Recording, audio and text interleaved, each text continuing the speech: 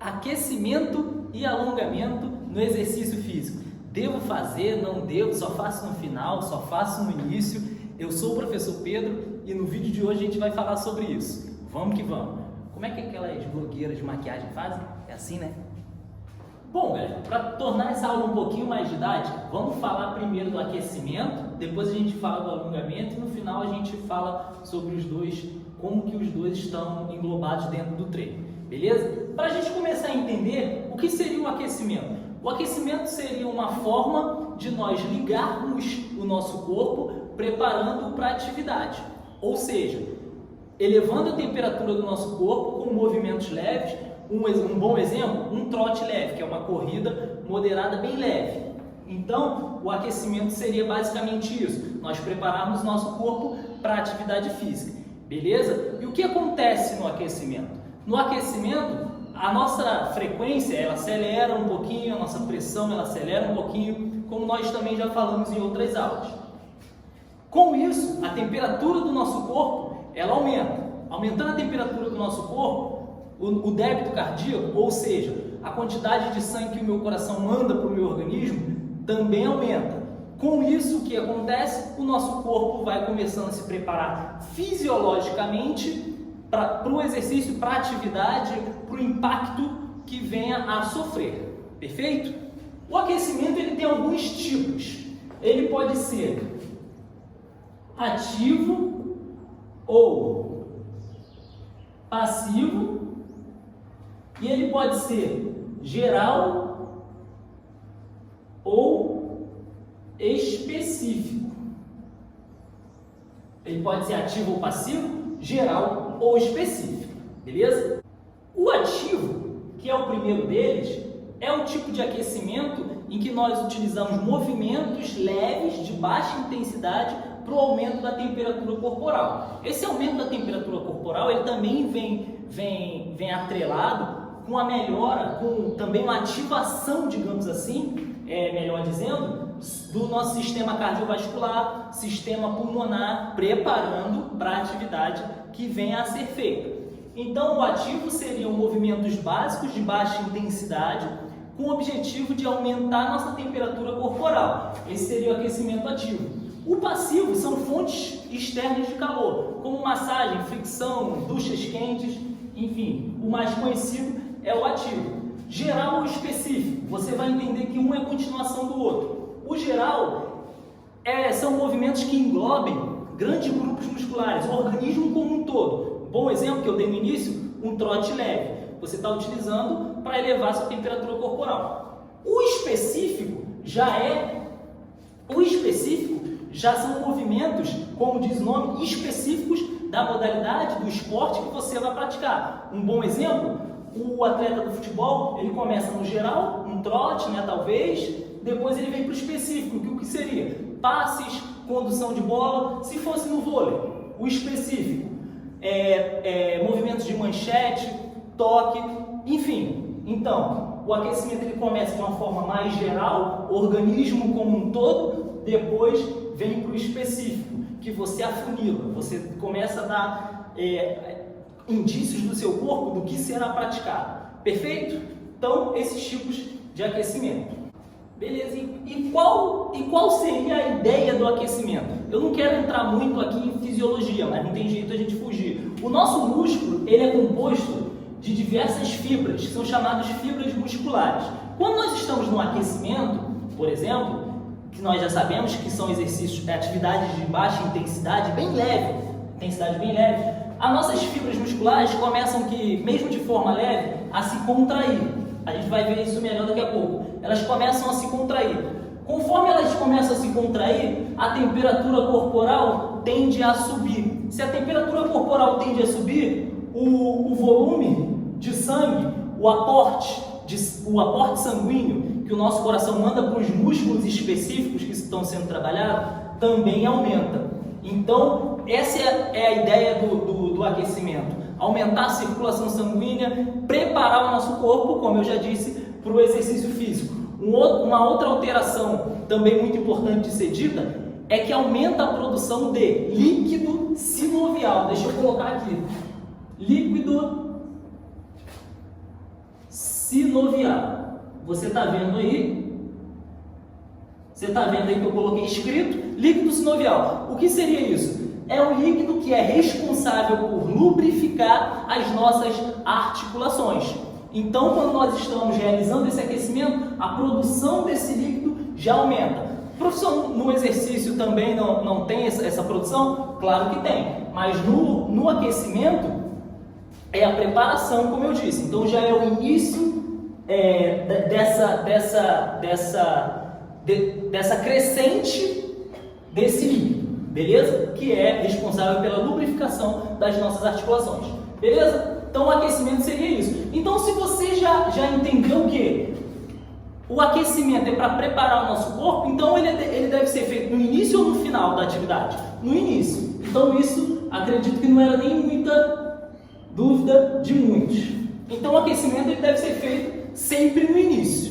Então agora nós vamos falar do alongamento, que é o maior tabu, eu entendo. Muita gente aí se complica quando o assunto é o alongamento, e a gente vai tentar falar um pouquinho sobre isso aí para tirar a dúvida aí da galera, beleza? Pausa para eu apagar o quadro. Bom, vamos ao tabu agora, alongamento. Muita gente se complica aí e até comete alguns erros que são aceitáveis, mas depois que você assistiu essa aula, não é mais aceitável você errar sobre isso. O alongamento nada mais são manobras que promovem o alongamento ou a mobilidade de tecidos moles, que foram comprimidos por processos adaptativos, ou algumas fibras fibras musculares que estejam encurtadas por processos adaptativos, até pela falta do próprio alongamento. Então a gente já começa aí a ver um dos benefícios aí do alongamento. O alongamento ele pode ser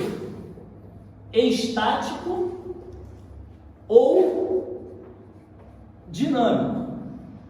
Ele pode ser estático ou dinâmico. O estático é aquele mais conhecido, que você estica determinada musculatura e segura por um determinado período de tempo. O dinâmico já são movimentos que procuram aumentar a mobilidade e flexibilidade do praticante. Um exemplo, saltos, muitos exercícios que nós temos de mobilidade que hoje vem numa crescente muito, muito bacana aí dentro da área. Então tem esses dois tipos de alongamento. Para eu falar um pouco melhor para você, você vai ter que ver uma figura. E aí eu vou te levar lá no slide e depois a gente volta aqui, beleza? Vamos lá. Bom, galera, então o que você está vendo aí, aqui nós temos o exemplo de um músculo, tá? Só para a gente entender, eu vou tentar ser bem breve para o vídeo não ficar muito grande. Então aqui nós temos um músculo, e no músculo, como eu já falei no início do vídeo lá, nós temos diversas fibras musculares, tá? Como você está vendo aqui. Dessas fibras musculares, nós iremos separar uma, igual está aqui na imagem, que já está aqui ela aumentada. A fibra muscular ela tem diversos componentes. Uma delas é a miofibrila, que foi como se estivesse sendo retirada daqui, tá certo? E aí essa miofibrila, ela tem também alguns componentes. Uma delas é essa daqui que puxou e veio para cá, que é o sarcômero. Então é aqui que eu quero que a gente comece a entender o trabalho da contração muscular para você entender o alongamento. O sarcômero aqui, ó, ele tem alguns filamentos finos e filamentos grossos. Os filamentos grossos são chamados de miosina, esse aqui em vermelho. Filamentos finos são chamados de actina, esse aqui em azul. Então o que acontece para a contração e relaxamento da musculatura? Os filamentos grossos, miosina, tem essa cabeça aqui. Então essa cabeça desliza sobre o filamento fino, que é a actina, e realiza a contração e o relaxamento da musculatura. Então essas sobreposições, milhares de sobreposições, milhares de sarcômero em um dos seus músculos, para a gente conseguir entender então como acontece a contração e o relaxamento. Claro, através de uma ativação do sistema nervoso central, que manda informações e tudo mais. Mas eu quero que você entenda aqui a parte mais interior do nosso músculo. Beleza? E são milhares e milhares e milhares desses aqui que vai formar uma fibra muscular. Beleza? Volta para lá. Bom, agora que você viu aí, a gente vai diferenciar alongamento alongamento de flexibilidade. Alongamento de flexibilidade. Existe essa diferença, tá? Não é a mesma coisa. O alongamento nada mais é do que você, como diz o nome, alongar as fibras musculares. Alongar até determinado alcance, até onde você suporte. Quando você começa a trabalhar e além desse alcance seu, já deixa de ser alongamento e passa a ser flexibilidade. Deu para entender? Até determinado alcance é alongamento, começou a ultrapassar ou tentar ultrapassar esse alcance, já é flexibilidade. Mas a gente tem que ter alguns cuidados, principalmente o professor que está trabalhando lá com o aluno e vai trabalhar essa flexibilidade. Quando nós começamos a ultrapassar esse alcance,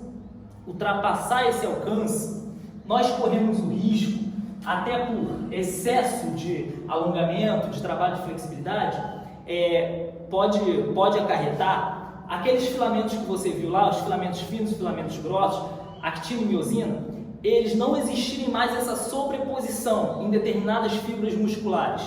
O que acontece quando não tem essa sobreposição dos filamentos finos e grossos?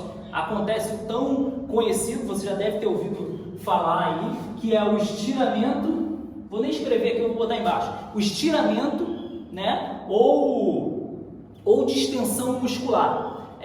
Acontece muito em jogadores de futebol na parte posterior da coxa. Por quê?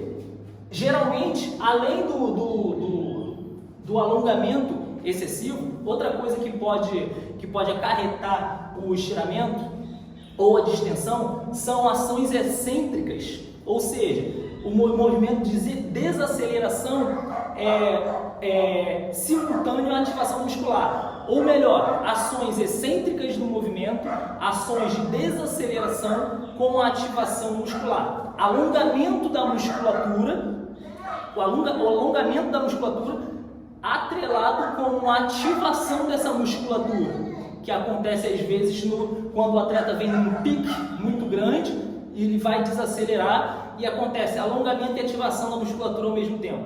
É certo de acontecer o estiramento? Não, mas eu só estou te explicando fisiologicamente como ele pode ocorrer quando essa sobreposição de filamentos finos e grossos não acontecem mais.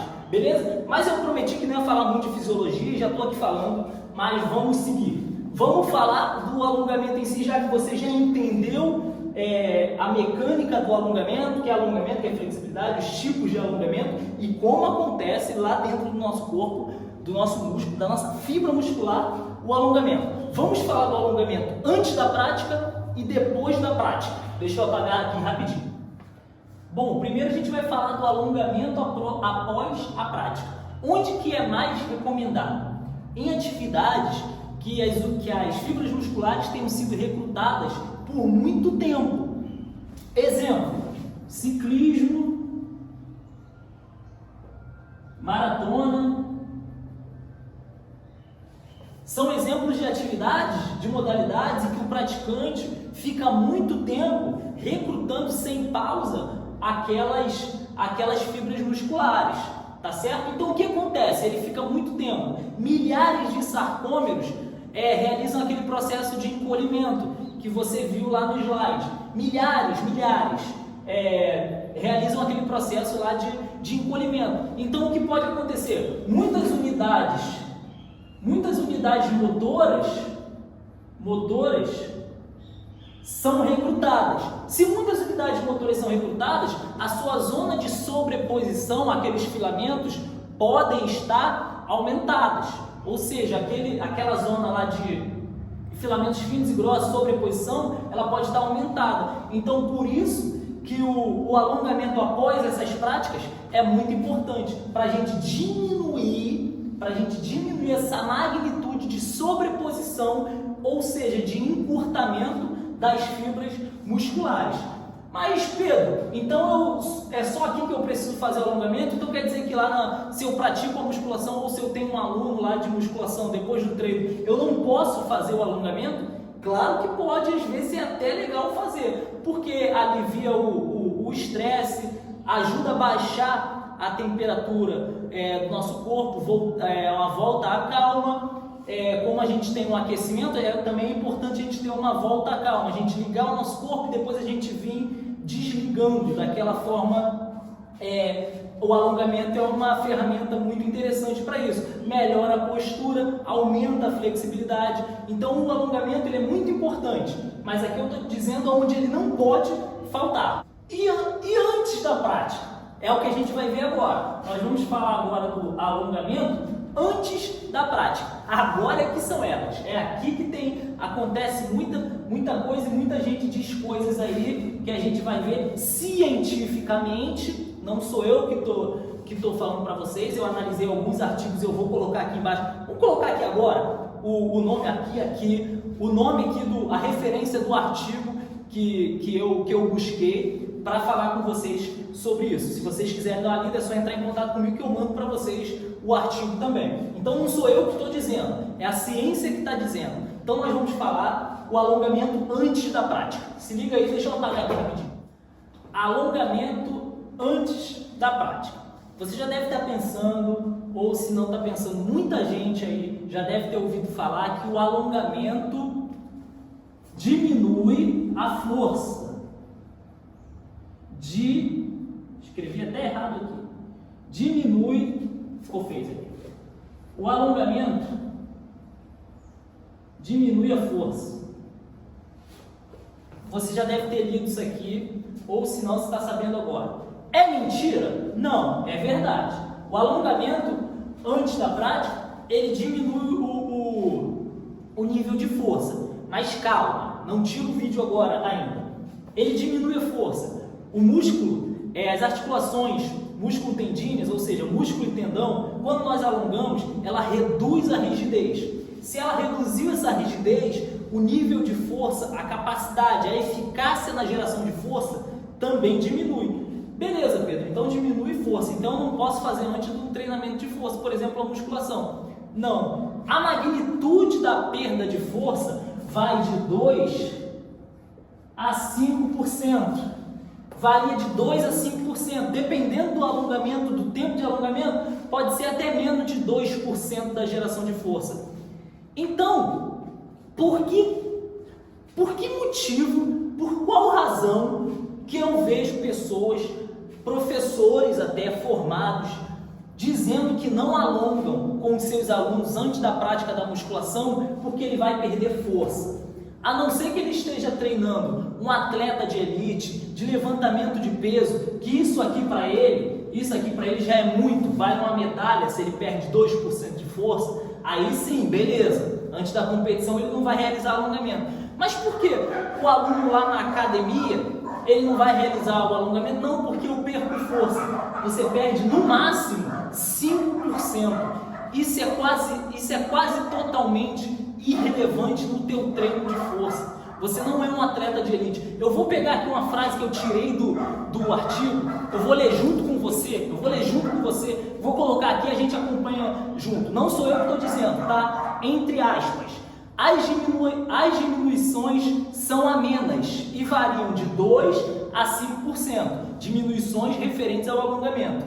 Esta diferença é clinicamente relevante para o atleta de elite. Porém, preste atenção, guarda isso no teu coração agora. Porém, irrelevante para os atletas recreacionais que querem levar uma vida ativa.